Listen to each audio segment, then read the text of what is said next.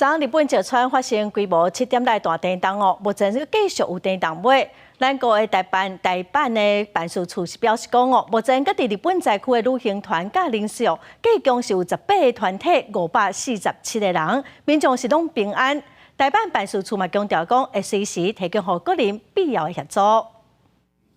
受地震影响，航班取消的旅客伫旅行社安排之下，这2天拢会住新宿地区的饭店。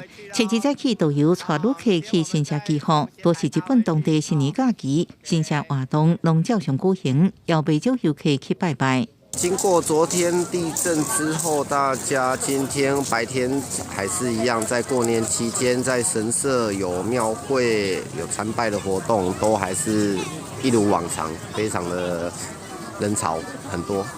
灿星旅行社表示，目前留伫当地有2个团旅客，含导游、工作人员总共65个，已经安排团员车衫邀请到仙台机场，坐成府航空下晡的班机登来台湾。这个地震呢，其实是发生在仁登半岛啊，并不是在新系。但因为新系的机场呢，因为它的地势关系，所以它现在目前暂时是关闭的。我们会用大巴帮我们的客人平安的送到，借由这个仙台回到台湾。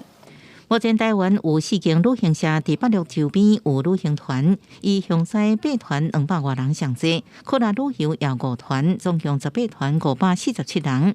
行程拢无经过灾区，人拢平安。另外，21个自由行是原定伫1月初1为新宿坐飞机登台湾，因为机场关起来，暂时留伫机场。 外交部也收到目前灾区有一个侨胞受困。这位受困的侨胞其实我们的驻大阪办事处已经取得联系，并已经提供协助。在后第一时间，新宿机场关起来，因为新宿是台湾虎航独飞的营运航点。虎航表示，初1航班取消，未当登来台湾的旅客已经提供选择公司其他附近的航点登来台湾。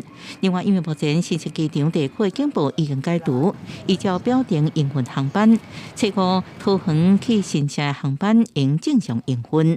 记者综合报道。